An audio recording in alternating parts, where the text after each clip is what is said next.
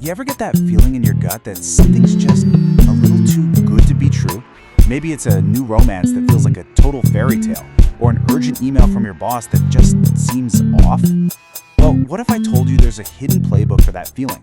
A set of manipulation tactics so powerful, they've been used for centuries, from the highest royal courts to the deepest corners of the internet. It sounds like a bit of a riddle, right? But the answer connects a scandalous 17th century poisoning to the romance scams and phishing attacks that we all face every single day. You see, the technology has changed, for sure, but the human psychology being exploited hasn't changed one bit. Okay, to really get this, let's travel back in time.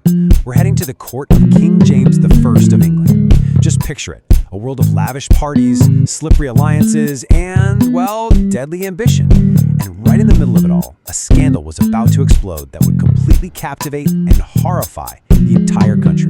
Now, that's not from some modern thriller novel. That's a real poem written back then about the central figure in our story, a noblewoman named Frances Howard.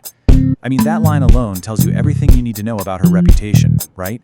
People saw her as a master manipulator, someone so good at being bad that she could literally teach demons new tricks. This was the woman at the very heart of the Overbury affair. So here's the quick and dirty on how it all went down. In April 1613, Sir Thomas Overbury, a major court insider, gets locked up in the Tower of London. His big crime? He tried to stop his best friend, who happened to be the king's favorite, from marrying Frances Howard. Just 5 months later, Overbury's dead. Frances gets her own marriage conveniently annulled, and by Christmas, she and her lover are having a massive wedding. It actually took 2 whole years for the truth to finally bubble up.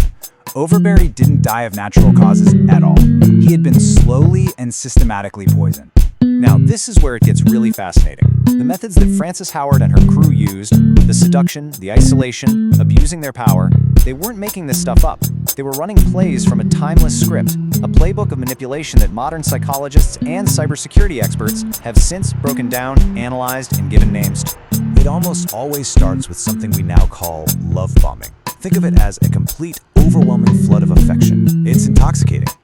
The whole point is to make the target feel like they are the absolute center of the universe, and to do it fast, getting them hooked on that feeling of adoration to build a really powerful dependency.